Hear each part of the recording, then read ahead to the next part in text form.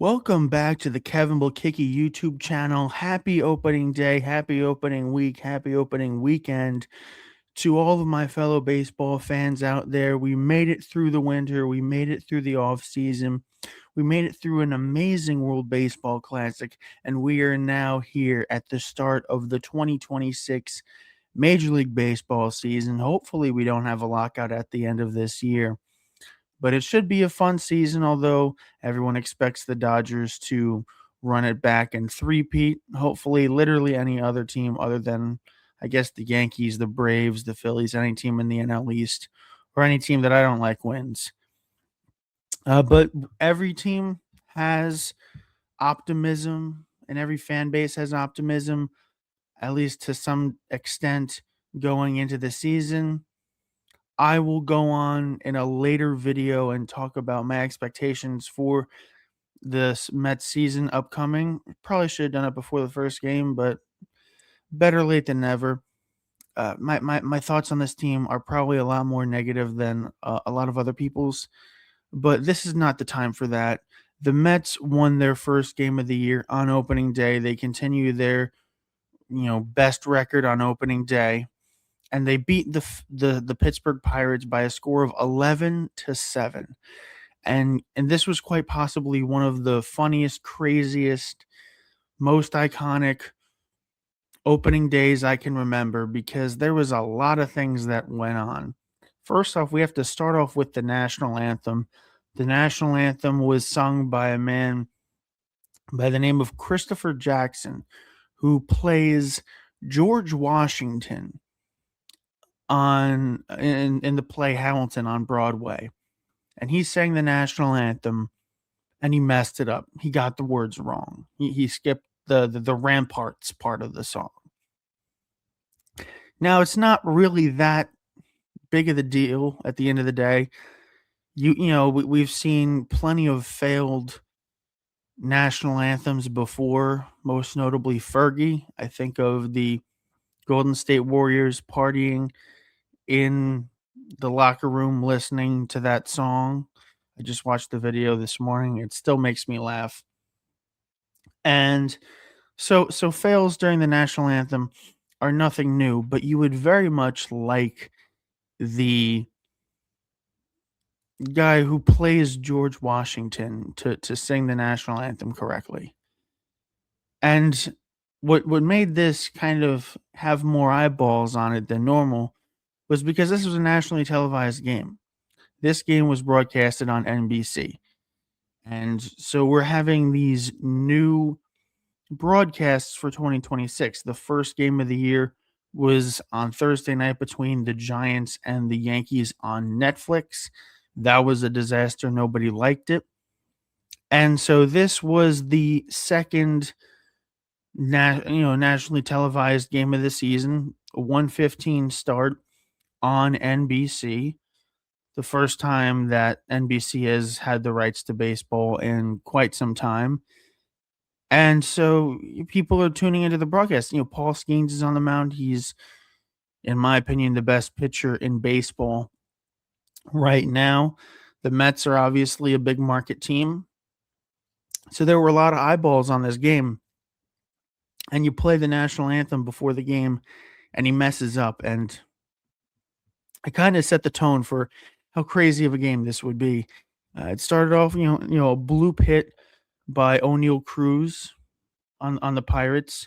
Freddie Peralta making his Mets debut on opening day. And so, all right, he gives up a hit, first batter. It was out of the zone. Cruz just, flung the bat out, made some weak contact, blooped it into center field.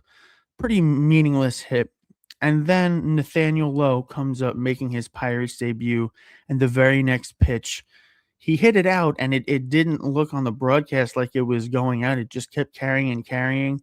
And Matt Vasgersian, who was on the call, shout out him. I love him. And he had quite the 24 hours. He was in San Francisco calling the game on Netflix on opening night, and then had to fly across the country to New York, to Citi Field, to call the Mets and Pirates the next afternoon, which I know he's probably dog tired. So he messed up that call. He didn't really know that it was going out, but I don't think anybody in that stadium knew that that ball was going out. So all of a sudden, it's 2-0 Pirates. And Mets fans like myself were like, what the hell? Already off to a bad season. Chalk it up. I know Frank the Tank was probably already ripping his eyes out, ripping his hair out at that point. So every Mets fan was having a negative thought at that point. And then the bottom of the first happened.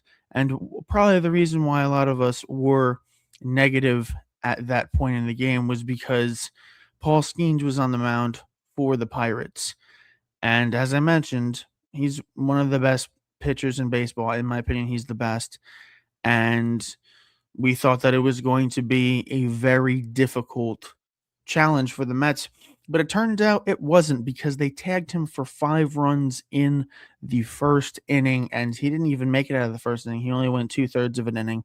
Now, if you look, if you actually watch the game and the inning, it wasn't all Paul Steen's fault. He did get into some early trouble with some walks. Obviously the first run is on him. With the Bo Bichette making his Mets debut after being with the Blue Jays. He gets a sac fly. It's 2-1 Pirates, and you got to give the Mets lineup a lot of credit. There was a lot of great at bats in this inning. Luis Robert had a 10 pitch at bat. Later on in the game, Bo Bichette had another 10 plus pitch at bat. Jorge Polanco in this inning, also making his Mets debut, had an infield single that he legged out. So a lot of great effort on the part of the Mets. They really made Paul Skeens work, and they just hit it where they ain't. And unfortunately, they hit it where they were supposed to be, because Oneil Cruz probably had the worst defensive inning I've ever seen in my life. The bases were loaded. A fly ball is hit by Brett Beatty directly to him. He first goes in on the ball, and then he's backpedaling, and he realizes that he made a mistake. The ball goes over his head. Brett Beatty ends up on third. All 3 runners score, and it's a 4-2 ball game at that point. And it's just something. He wasn't wearing sunglasses. It was a sunny day. It was 70 degrees. It was a beautiful day out at Citi Field. He just misplayed it, and it cost his team a lot of runs. And you know what? It's a terrible play, but it's still a 2-run game. You obviously aren't thrilled if you're a Pirates fan or a member of the organization that you immediately gave up your quick lead that you already had. But it's only a 2-run deficit. It's still the first inning. You still have a chance to get out of this unscathed. And then Marcus Semien ended up hitting a fly ball to center field, and that was even worse. It was direct hit, like he was right under the ball. He misplayed it. The ball hits the ground, and then another run scores, and it's 5-2 Mets. And it's really tough. It's really unfair to say that one person cost the game, because they gave up 11 runs. However, Oneil Cruz lost the game for the Pirates in the first inning. He was directly responsible for 5 runs coming in. But there was I might have been no, that happened later in the game. But so Oneil Cruz had the 3 runs come in on that on that fly ball, the bases going triple, and then he had the 1 fly ball, and so that cost them another run. So 4 of the 5 runs that were scored in the first inning could have been directly attributed to Oneil Cruz. Now, unfortunately, those all counted as earned runs to Paul Skeens. His ERA at the end of this game was 67.50. So he got tagged for all of those runs. You really could only account the first one to him, because 3 of them scored on a ball where Oneil Cruz couldn't make the catch, and then another one came on when Oneil Cruz couldn't make the catch. Now, Oneil Cruz came up as a shortstop. He is 6'7". He runs like a gazelle or a leopard. He's very fast. He's got an incredible arm. He threw a ball across the diamond over 100 miles an hour. He is a freak athlete. I understand completely why you want him in center field. He's fast, he's tall, he's got a rocket of an arm. He's like if Aaron Judge had a little bit better speed. I completely understand why you would want to try him out in center field. And who knows, maybe a few years down the line, O'Neal Cruz will be a Gold Glove Hall of Fame center fielder. But in this game, he was terrible, and he cost Paul Skeens and the Pirates this game. Now, we have to talk about this Mets lineup. It is completely revamped from when we last saw it last year. There's no Pete Alonso. There's no Brandon Nimmo. Juan Soto moved from right to left. Francisco Lindor is still there. I love him so much. But then you add Marcus Semien in there. You had Jorge Polanco, who's playing first base for the first time in his career. Bo Bichette, who's playing for the first base for the first time, third base for the first time in his career. You're having, with the exception of Lindor, a completely new infield. Carson Benj just got called up and made this opening day roster as a rookie. Obviously, if you're, so whatever. So he made the opening day lineup, and he's in the lineup, and he actually ends up hitting a home run for his first major league hit. That was a great moment. He was celebrating around the bases. Awesome moment. He had a great walk earlier in the game, and there was also a couple of birds that collided and died right next to him. So that was part of this crazy, funny game. That hopefully maybe you could talk about. Hey, when the birds died, then it gave the Mets life. But Carson Bench had a really good game, and pretty much everyone in this lineup, except for Francisco Lindor, had a great game. They were working the count.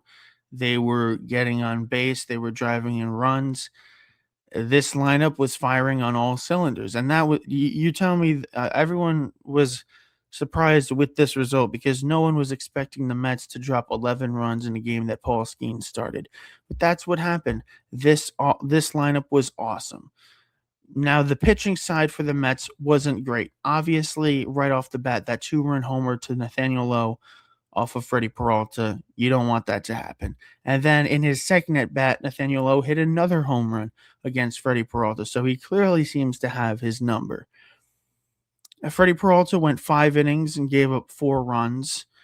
Not great, not terrible. And honestly, for 7 runs being scored against the Mets pitching staff, you kind of sign up for the way that it happened because they only needed to go through 3 pitchers.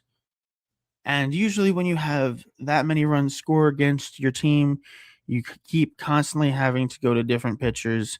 So the fact that they were only able to get away with only a starter and 2 relievers and giving up 7 runs is it's fine. It's fine. Obviously every time the Mets, put some runs on the board and extended their lead, the pitching staff made it so the game was a little bit tighter and everyone was kind of sitting on eggshells, although I never really thought the game was in danger, but the score is a little closer than you would like. But at the end of the day, the Mets got the win. It was very funny. The anthem was messed up. O'Neal Cruz misplayed 2 balls in the outfield. 2 birds died in the outfield right next to Carson Benj, right around the 20-year anniversary of Randy Johnson throwing a ball in spring training and killing a bird. Overall, a very weird game. The broadcast I thought was pretty good. They're doing this thing where they're having one player represent each team in the broadcast booth. So you had Matt Vasgersian doing the play-by-play. You had Neil Walker representing the Pirates, although he did also play for the Mets. And then you had Al Leiter be the Mets announcer. And then Adam Ottavino was, kind of like a special correspondent on the field. And then Ahmed Fareed was, doing the reporting. And I think they did a good job. They kept it to baseball. It was obviously nothing like Netflix and their disaster the first opening night. However, I will say one thing that really bothered me is I went to go back and watch the opening day ceremony on YouTube, on the Mets YouTube channel, and you can watch almost everything. You can watch the Pirates intros, you can watch the Mets intros for the reserves, and then when you get to the starting lineups, it cuts off because it was part of the NBC broadcast, and you can't watch it on the Mets YouTube channel. You can't watch Lindor get announced, or Soto get announced, or Carson Bench get announced, or any of the new players that you wanted to see, unless you saw it on NBC when it first happened, or you have Peacock and you run it back like that. Then you weren't able to see the opening day ceremony, at least for the starting lineups, which is a bummer. However, I will say I'm not as upset um, about them being on streaming services. The one thing that I like is, after I was working during the day, so I was checking in on scores in the Mets game. I wasn't really able to watch it live except for little bits here and there. I was able to go home, go to Peacock, and watch the full game. And that's something that I really appreciate. If it was on SNY, I know a lot of people wanted Gary, Keith, and Ron to be on the call on opening day. I wouldn't have been able to watch it at home afterwards, had the game not been on a streaming service like that. So I do appreciate it like that. However, streaming services nowadays are getting more and more expensive. People's wages are not going up to match it.